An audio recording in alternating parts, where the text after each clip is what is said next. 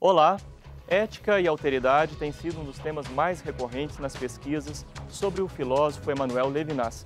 Aqui no Religar, este tema já foi abordado em outros programas, mas vale a pena retomar distintos aspectos do assunto. Nosso convidado é pesquisador sobre este tema. Ele está desenvolvendo pesquisa no mestrado em Ciências da Religião da PUC Minas. No estúdio estamos com José Geraldo Estevam, que é professor no Colégio Santo Antônio em Belo Horizonte, atua na EJA, Programa de Educação de Jovens e Adultos, na Prefeitura Municipal de Betim. Está começando o Religare, Conhecimento e Religião, pela TV Horizonte, emissora da Rede Catedral de Comunicação. Estevam, prazer tê-lo aqui no Religare. Mais uma vez falaremos sobre o filósofo Emmanuel Levinas. Outros colegas já estiveram aqui, seu orientador Márcio Paiva, até um professor da Complutense já veio aqui para falar sobre esse assunto. Mas, como eu disse na abertura, né, sempre vale a pena retomar esse tema ética e alteridade nos dias atuais. Obrigado, é um prazer e uma responsabilidade depois de tanta pessoa importante passar por aqui. Imagina, você vai também trazer uma grande contribuição, Estevam. Você também pode participar do nosso programa, envie sua opinião e sugestões de temas. Basta acessar o nosso site www.pucminas.br/ppgcr.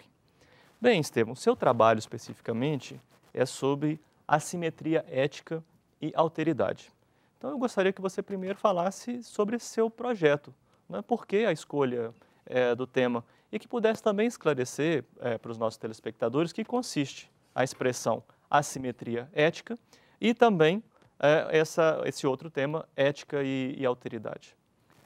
Primeiramente, Flávio, quando eu terminei o curso de graduação em filosofia na PUC, eu percebi que havia um vazio na minha formação, especialmente na filosofia contemporânea. Eu tive uma formação consistente em filosofia, principalmente na filosofia antiga, na filosofia moderna e também na filosofia medieval. Mas na filosofia contemporânea foram talvez os filósofos clássicos, né, que chegaram até ao meu conhecimento com mais profundidade. Levinas, por exemplo, eu ouvi falar de passagem. E como ele desenvolveu uma pesquisa bastante profunda e densa em ética, alteridade, que são temas recorrentes, como você já disse na abertura, na atualidade, eu resolvi ler um pouco mais sobre Levinas e fazendo pesquisas, em princípio, particulares, leituras particulares, eu pensei realmente em começar uma pesquisa em Emmanuel Levinas.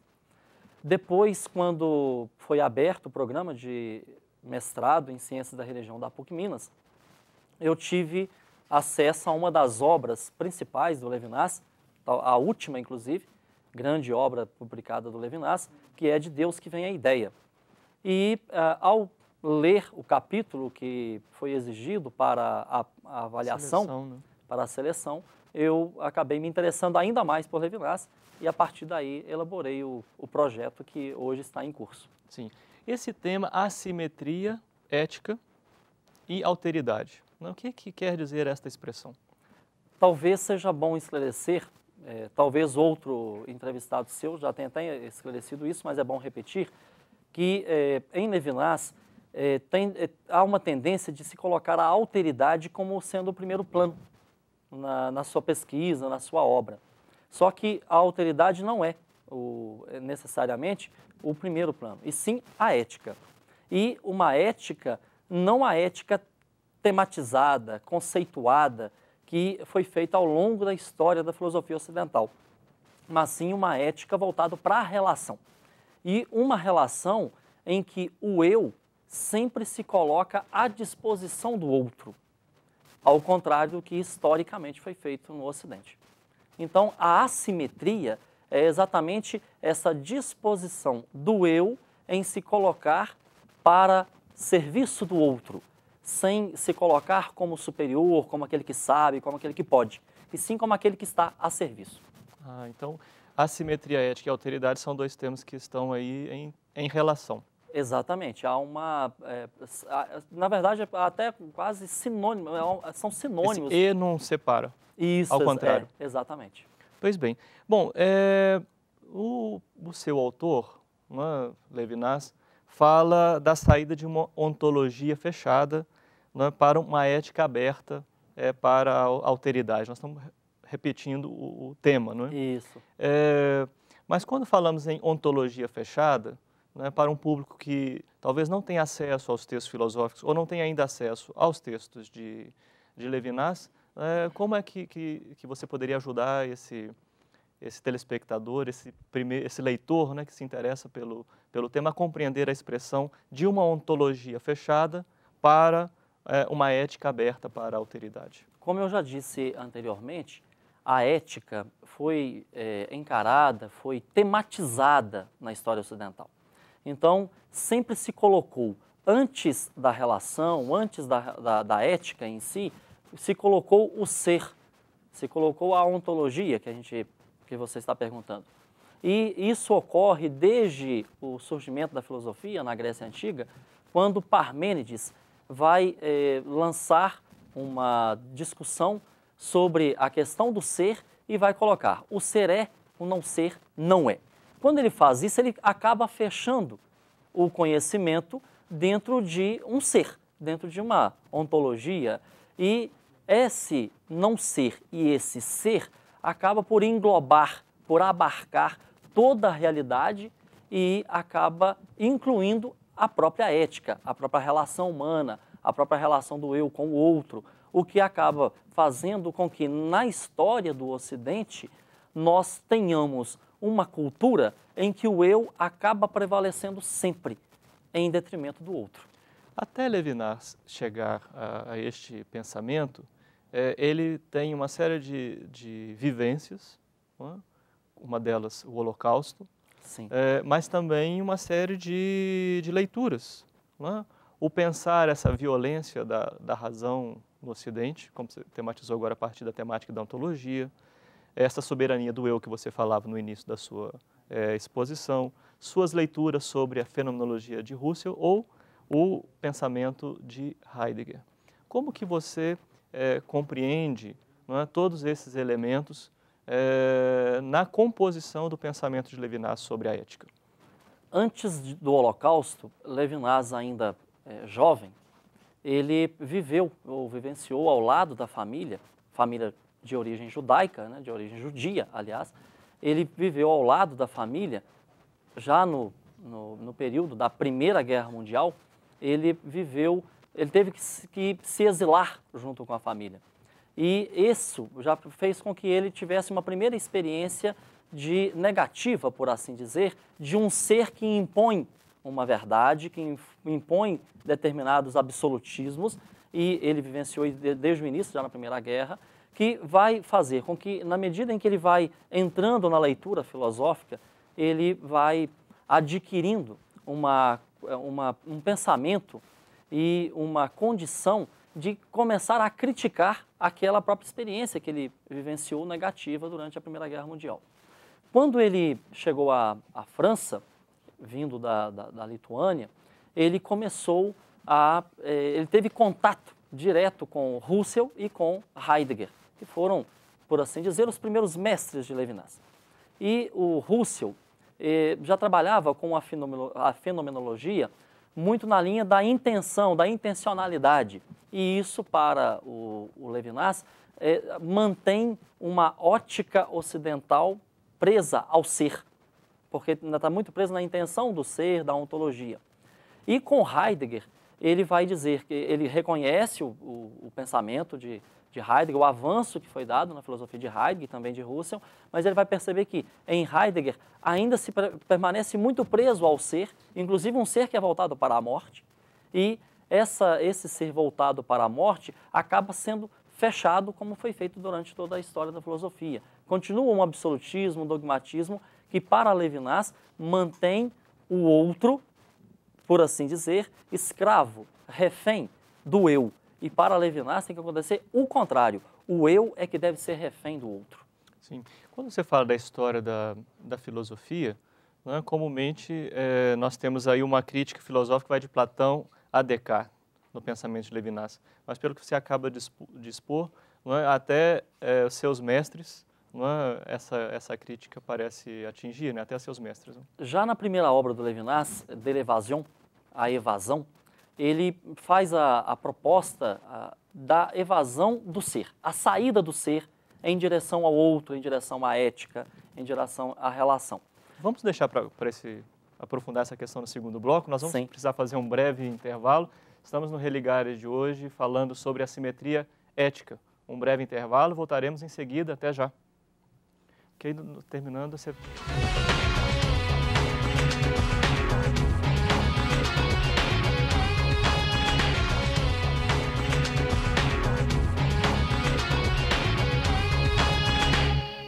No Religare de hoje estamos falando sobre assimetria ética. Aqui no estúdio temos a presença do mestrando do Programa de Pós-Graduação em Ciências da Religião da PUC Minas, José Geraldo Estevam. Você também pode participar do nosso programa enviando sua opinião ou sugestão de temas para o nosso site. O endereço é www.pucminas.br/ppgcr. Nós retornaremos a sua mensagem através do e-mail. Bem, Estevam, você falava no final do primeiro bloco, eu pedi para você deixar para aqui, para esse momento, para você ter mais tempo para expor, né? Que é essa leitura que faz Levinas da crítica filosófica que vai de Platão a Descartes. Uma das principais obras de Levinas, De Outro Modo que Ser, vem como subtítulo Para Além da Essência. Desde Platão, o que se verificou na história da filosofia que há sempre uma busca pelo ser enquanto essência das coisas, da realidade, e Levinas percebe nessa busca pela essência um dogmatismo que é responsável pela escravização, por fazer do outro um refém, por fazer do outro aquele que não é reconhecido, aquele que não é acreditado na história da filosofia ocidental. E Platão é um dos grandes responsáveis por esse pensamento ter prevalecido. Segundo a leitura do Levinas. Segundo a leitura do Levinas, com certeza, especialmente porque, como na história do Ocidente, e aqui eu sempre falo a história do Ocidente, porque o Levinas, além de ser judeu, ele mantém uma relação muito próxima com o Oriente, especialmente com o Talmud, na leitura do Primeiro Testamento, e ele é um crítico exclusivamente da cultura ocidental. E é onde prevalece a filosofia que chega até nós. E em Platão, ele já percebe desde o início que a separação dos mundos feitas por Platão, o mundo inteligível, o mundo sensível, faz com que esse mundo inteligível, que é a essência, que é o mundo perfeito, o mundo das ideias, esse mundo acaba fazendo com que esse mundo da nossa realidade, que inclui o outro, seja descaracterizado. E o Levinas é um crítico desse pensamento. Aqui, por incrível que pareça, já dá uma primeira abertura para aquilo que nós vamos trabalhar como ética. O programa Conhecimento e Religião, talvez fosse interessante, eu estou antecipando talvez uma pergunta, mas, se me permite isso, claro. Mas como que Levinas chega à ideia de religião, por exemplo, dentro de uma ideia que é basicamente, vamos falar, totalmente filosófica. Há muitos questionamentos com relação a Levinas nesse sentido. Inclusive, muitos dizendo que ele fez mais teologia do que filosofia.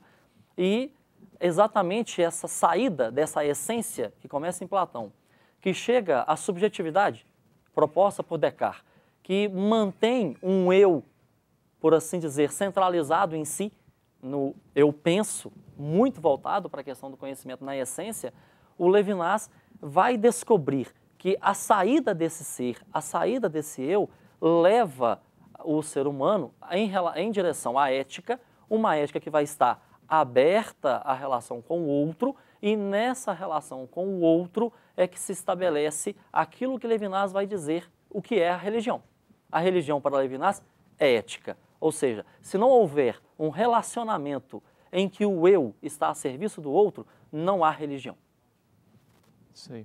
Agora, esse outro, né, é um outro, o outro ser humano, é o outro a diferença. Não é? Quantos outros cabem nesse outro que nós estamos falando aqui? Esse outro, em princípio, inclusive nas obras do Levinas, esse outro sempre aparece com o O, com a letra maiúscula, a letra inicial, O maiúscula. Ele representa muito o outro que seria transcendente, seria o infinito, seria Deus. na linguagem ocidental. Em última instância. Em última instância.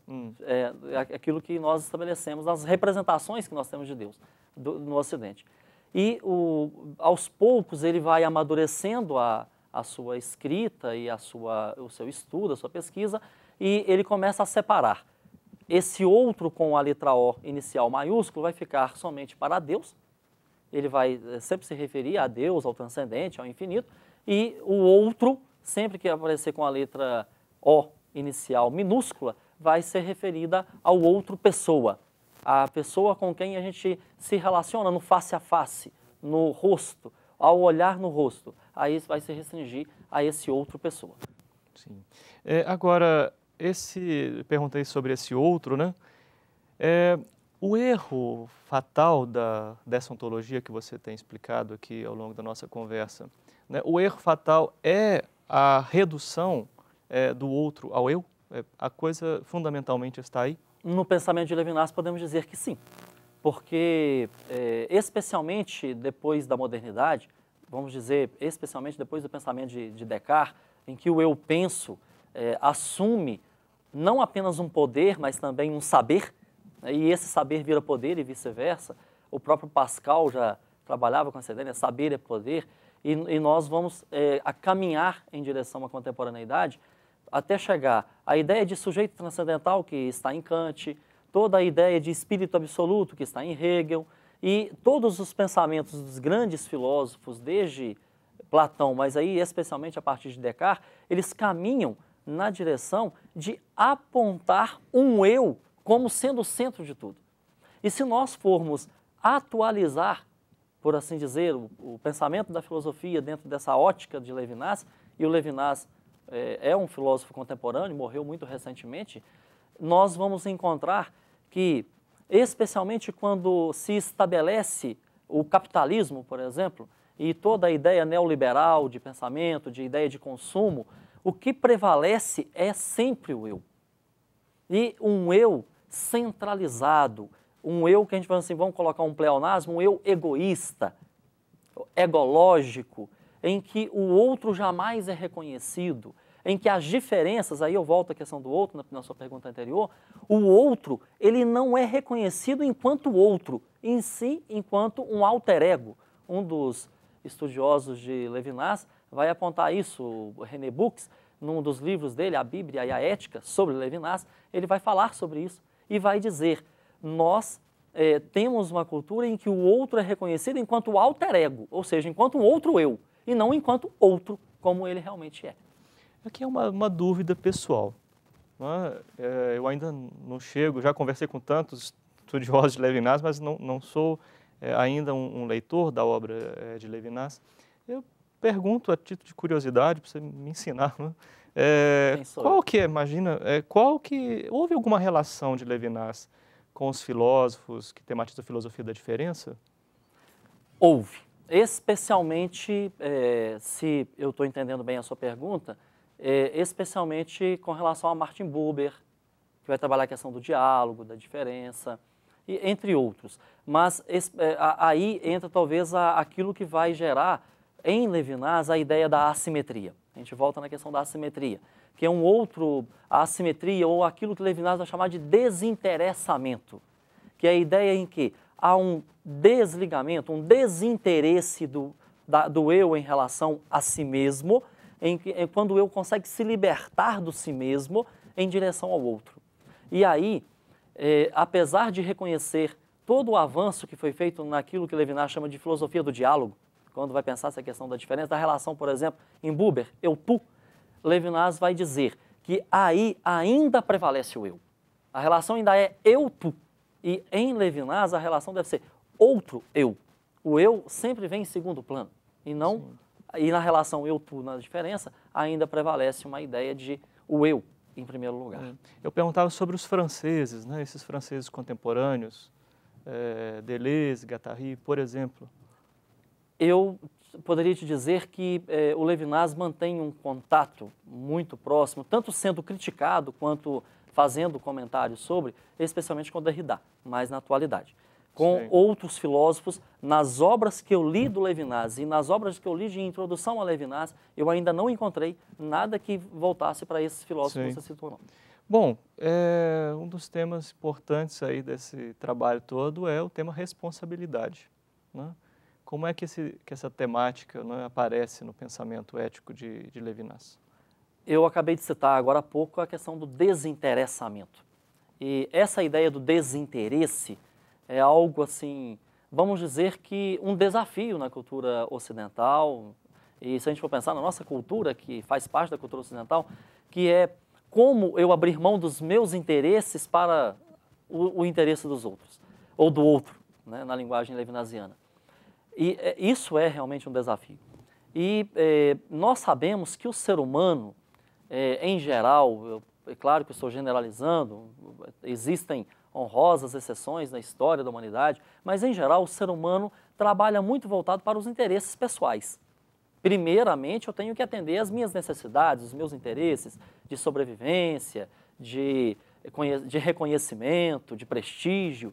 E isso faz, inclusive, foi até tema de um dos artigos que eu escrevi sobre Levinas, quando fazendo... Esse que saiu na revista Horizonte? Isso, que vai sair publicado agora na revista Horizonte, em que eu trabalho aproximando o pensamento de Levinas com um psicólogo, um psiquiatra da Universidade do Rio de Janeiro, sobre a questão do narcisismo. Uhum. E, especialmente na cultura contemporânea, nós percebemos muito a cultura do narcisismo presente. E o Levinas vai... a questão da alteridade é exatamente superar esse narcisismo na abertura para o outro. E, sem dúvida, que ao ler o Levinas, a gente vai chegar a um momento, tem uma frase do Levinas, que ele, na verdade, ele está repetindo o Dostoiévski, e ele cita lá que eu sou responsável pelo outro ou pelos outros e eu mais do que todos os outros. Então, ou seja, é o momento em que ele chega à ideia de que eu sou refém. Imagine numa cultura onde que há muita ideia de sequestro, em que a gente tem um temor, um horror a essa ideia da criminalização, onde chega da criminalidade, onde chega a questão dos sequestros. Imagine pensar a ideia de refém. Aqui uma ideia de que o eu tem que ser refém do outro. Para a cultura ocidental, até o momento, nessa pesquisa que eu tenho feito, eu considero algo bastante improvável de acontecer. Não vou dizer impossível, mas bastante improvável. Tá bom. Estevam, a sua contribuição foi fantástica. Você acrescentou muito a todo o debate que já vem acontecendo sobre o autor. Agradeço muito a sua presença aqui conosco. Eu que agradeço a oportunidade de vir falar de Levinas, um filósofo contemporâneo, atualíssimo, que tem muito a contribuir para a mudança de mentalidade das relações humanas na cultura, eu não diria apenas ocidental, na cultura contemporânea humana. Que bom. Obrigado, Estevam.